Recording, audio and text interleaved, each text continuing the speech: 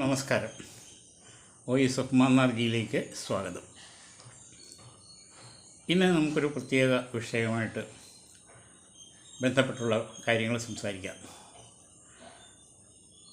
പപ്പായ അഥവാ ഓമ എന്ന മരത്തിൻ്റെ ഇല ക്യാൻസറിനെ എതിരെ പ്രയോഗിച്ചാൽ ഫലപ്രദമായിരിക്കും എന്ന് ടാറ്റയുടെ ഒരു ഹോസ്പിറ്റലിലെ ഗവേഷകർ കണ്ടെത്തിയ വാർത്ത ഒരു ഇംഗ്ലീഷ് പത്രത്തിൽ വായിച്ചു. മലയാളം പത്രങ്ങളിലൊന്നും അത് ശ്രദ്ധയിൽപ്പെട്ടില്ല. ഇത് വായിച്ചപ്പോൾ ചിരിയാണ് വന്നത്. കാരണം കേരളത്തിലെ പാരമ്പര്യ നാട്ടുവൈദ്യന്മാർ തലമുറകളായി ഉപയോഗിച്ചുകൊണ്ടിരിക്കുന്ന ഒരു ഔഷധ സസ്യമാണ് ഓമ അഥവാ പപ്പായ മരം. ഇത് വലിയ ഭയങ്കര സംഭവമായിട്ട് പൊക്കിപ്പിടിച്ച് എഴുതാൻ നാണമില്ല ഇവർക്കെന്ന് ഞാൻ ചോദിക്കുന്നത്.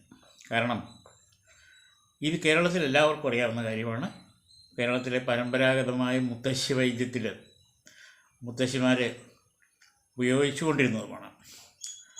ക്യാൻസറിന് മാത്രമല്ല, പ്ലേറ്റ്ലെറ്റുടെ എണ്ണം കൂട്ടാൻ ഏറ്റവും പ്രധാനമാണ് ഇത് എന്ന് എല്ലാവർക്കും അറിയാം. കേരളത്തിലെ നാട്ടുവൈദ്യന്മാർക്കെല്ലാം ഇതറിയാം.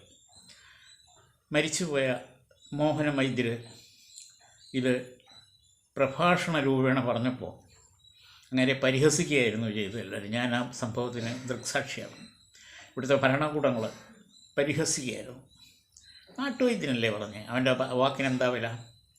ഈ വൃത്തികെട്ട ഭരണകൂടങ്ങളുടെ ഒരു സ്വഭാവം ഈ കാര്യത്തിലെല്ലാം ഒരേപോലെയാണ്. എല്ലാ ഭരണകൂടങ്ങൾക്കും ഒരേ സ്വരമായതില്ല. സാധാരണക്കാരൻ എന്തെങ്കിലും പറഞ്ഞാൽ അവനോട് പുച്ഛം. വലിയ കോടീശ്വരന്മാരാരെങ്കിലും എന്തെങ്കിലും പറഞ്ഞു കഴിഞ്ഞാൽ അതിന് വലിയ വില. ഈ തരത്തിൽ ഒരുപാട് കാര്യങ്ങൾ ചൂണ്ടിക്കാണിക്കുന്നുണ്ട്, ഉദാഹരണങ്ങൾ. ഇപ്പോൾ അതിലേക്കൊന്നും തൽക്കാലം കടക്കുന്നില്ല. മോഹന വൈദ്യരുടെ മരണം ഇതുപോലുള്ള പ്രസ്താവനകളിലും മെഡിക്കൽ മാഫിയയുടെ പ്രവർത്തനങ്ങളെപ്പറ്റിയുള്ള വിശദീകരണങ്ങൾക്കൊന്നും കാരണമാണ് ഉണ്ടായതെന്നുള്ളതിന് യാതൊരു സംശയമില്ല. ഞങ്ങൾ തമ്മിൽ വളരെ അടുത്ത സൗഹൃദമായിരുന്നു. വൈദ്യമഹാസഭയുടെ സ്ഥാപക നേതാക്കളിൽ ഒരാളാണ് അദ്ദേഹം. ആഴ്ചയിലൊരിക്കലെങ്കിലും ഞങ്ങൾ തമ്മിൽ ഫോൺ വിളിക്കും. അദ്ദേഹത്തിൻ്റെ ചികിത്സയിൽ എന്തെങ്കിലും സംശയം തോന്നി എന്നെ വിളിക്കും. അല്ലെങ്കിൽ ഏതെങ്കിലും ഒരു ചെടിയുടെ പ്രവർത്തനത്തിൽ സംശയം തോന്നിയാൽ, ഔഷധച്ചെടിയുടെ പ്രവർത്തനത്തിൽ സംശയം തോന്നിയാൽ അദ്ദേഹം എന്നെ വിളിക്കും. ഞാനും അതുപോലെ എനിക്ക് സംശയമുള്ള കാര്യങ്ങൾ അദ്ദേഹത്തിനോട് ചർച്ച ചെയ്യാറുണ്ട്. നല്ല വിവരമുള്ള മനുഷ്യനായിരുന്നു. പക്ഷേ ഒരു കുഴപ്പം ഇതാണ്, മെഡിക്കൽ മാഫിയകളെ, കച്ചവട മാഫിയകളെ ഒക്കെ തുറന്ന് കാണിച്ചു സമൂഹത്തിന് മുമ്പിൽ. അത് വലിയൊരു തെറ്റല്ലേ? ഞങ്ങൾ കൊള്ളരുതാഴിയെ കാണിക്കുമ്പോൾ അത് അങ്ങനെ തുറന്ന് കാണിക്കാൻ പാടുണ്ടോ? അതാണ് അവരുടെ ജോലി. വാസ്തവത്തിൽ മോഹന വൈദ്യരെ കൊല്ലുക എന്നുള്ളതിന് യാതൊരു സംശയമില്ല. പക്ഷേ അതിന് തെളിവില്ലാത്തതുകൊണ്ടാണ് ആരും അതിനെതിരെ മൂവ് ചെയ്യായിരുന്നത്. എന്നിട്ടും ഞങ്ങളുടെ വൈദ്യമഹാസഭയിൽ ചർച്ച ചെയ്തതിന് ശേഷം ഈ വിഷയം ഞങ്ങൾ ഏറ്റെടുത്ത് അന്വേഷണം വേണം അദ്ദേഹത്തിൻ്റെ മരണത്തിലെന്ന് പറഞ്ഞു പിന്നെ കേസ് ഫയൽ ചെയ്യാൻ ഉദ്ദേശിച്ചതാണ്. പക്ഷേ അദ്ദേഹത്തിൻ്റെ കുടുംബത്തിന് അതിൽ താല്പര്യമില്ല എന്ന് അറിയിച്ചുകൊണ്ട് പിന്നെ ഞങ്ങൾ അതിൽ നിന്ന് പിൻവാങ്ങുകയായിരുന്നു. ഭരണകൂടത്തിന് അതിൽ പങ്കുണ്ടെന്നാണ് പറയുന്നത്. അതുപോലെ മെഡിക്കൽ മാഫിയകൾ, കേരളത്തിലെ മെഡിക്കൽ മാഫിയകൾക്കും അതിൽ പങ്കുണ്ടെന്നാണ് പറയുന്നത്. വൻകിട വ്യാപാര കേന്ദ്രങ്ങളുടെ കൺസോർഷ്യമായിട്ടുള്ള മാഫിയ തലവന്മാർക്കും അതിൽ ബന്ധമുണ്ട്. കാരണം ഫ്രോഡ് കാണിക്കുന്ന എല്ലാവർക്കും ഇതിൽ ബന്ധമുണ്ട് എന്നാണ് അറിവ്. പക്ഷേ ഇതിനൊന്നും തെളിവില്ലാത്തതുകൊണ്ട് എനിക്കത് ഉറപ്പിച്ച് പറയാൻ പറ്റുന്നില്ല. ഇന്ന കൂട്ടരാണ് കൊന്നത് എന്ന് പറയാൻ പറ്റുക. മരിക്കുന്നതിന് ഒരാഴ്ച മുമ്പ് എന്നെ വിളിച്ചിട്ട് പറഞ്ഞു, എനിക്ക് ആകപ്പാടെ ശരീരത്തിനൊക്കെ വലിയ വേദനയുണ്ട്, ഓർമ്മ നിൽക്കുന്നില്ല, എന്താണ് ചെയ്യേണ്ടതെന്നറിയില്ല, എന്തോ എനിക്ക് ഒരു ദോഷകരമായ വസ്തു എനിക്ക് തന്നിട്ടുണ്ട്, എങ്ങനെയാണെന്ന് എനിക്കറിയില്ല, ഞാൻ ജയിലിൽ കിടക്കുന്ന സമയത്ത് എന്ന് എന്നോട് പറഞ്ഞു. അദ്ദേഹത്തിന് ജയിലിൽ നിന്ന് ഇറക്കാൻ വേണ്ടി ഒരുപാട് ശ്രമിച്ചത് ഞാൻ. എൻ്റെ ഒരു സുഹൃത്ത് വഴിക്കാണ് അവസാനം അദ്ദേഹത്തിന് ജാമ്യം കിട്ടിയത്. അതുകൊണ്ട് മരിക്കുന്നതിന് ഒരാഴ്ച മുമ്പ് വരെ എന്നെ വിളിച്ചിരുന്നു, ഞങ്ങൾ തമ്മിൽ സംസാരിച്ചിരുന്നു. അപ്പോൾ നാട്ടുവൈദ്യന്മാർ പറയുമ്പം അത് മോശവും, വൻകിട വലിയ വലിയ ഏമാന്മാർ പറയുമ്പം അത് സത്യവുമായി വരുന്ന ഈ വൃത്തികെട്ട ഒരു സംവിധാനം നമ്മുടെ രാജ്യത്തുനിന്ന് എന്നാ മാറുന്നതെന്നറിയില്ല. ഇതിന് ഉദാഹരണങ്ങൾ ഒരുപാട് ചൂണ്ടിക്കാണിക്കാനുണ്ട്. പക്ഷേ വിസ്താരഭയത്താൽ അതിപ്പോൾ പറയുന്നില്ല. ഏതായാലും പപ്പാളി മരത്തിൻ്റെ ഇല, അതിൻ്റെ ചാറും അതിൻ്റെ പപ്പാളിങ്ങ പഴവും പച്ചയും എല്ലാം ഔഷധ ഗുണമുള്ളതാണ്. ആഴ്ചയിലൊരിക്കൽ വീതം ഏതാണ്ട് വിളഞ്ഞ പപ്പാളിങ്ങ പഴം പഴുക്കാറായത്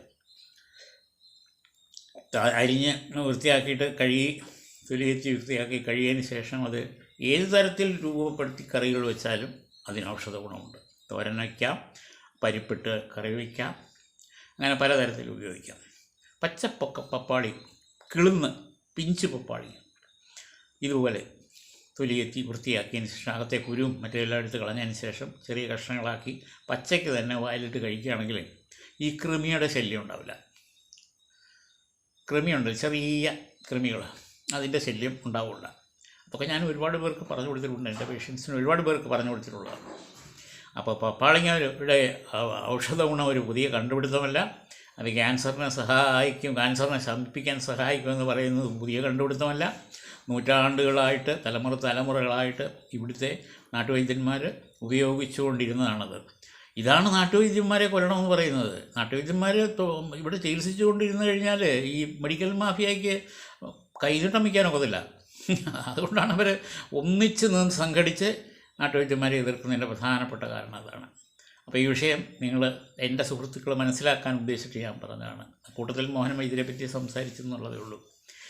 അദ്ദേഹത്തിൻ്റെ ആത്മാവ് ഇപ്പോൾ ആരോ ഫേസ്ബുക്കിലൊരു പോസ്റ്റ് ഇട്ട മാതിരി സ്വർഗത്തിലിരുന്ന് ചിരിക്കുന്നുണ്ടാവും ഇവന്മാരുടെ ഈ പമ്പര വിഡിതം വിളമ്പെന്ന് കേട്ട്.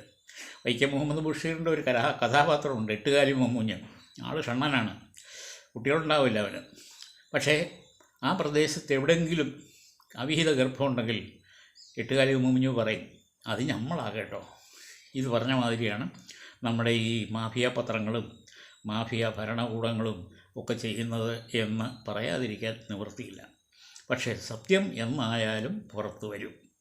നാട്ടുവൈദ്യന്മാരുടെ പരിപൂർണ സ്വത്താണ് ഈ പപ്പാളിങ്ങയുടെ കൊണ്ടുള്ള ചികിത്സ, ഇല കൊണ്ടുള്ള ചികിത്സ. അത് തട്ടിയെടുക്കാൻ ആരെങ്കിലും ശ്രമിച്ചാൽ ആളുകൾ പരിഹസിക്കുകയുള്ളൂ.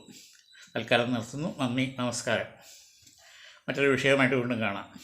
ഞാൻ Mannarji Radhakrishnan Vaidyar, Palakkad, retired physician, Ayurvedya pharmacy, Coimbatore limited. എൻ്റെ ഫോൺ നമ്പർ 9447352982.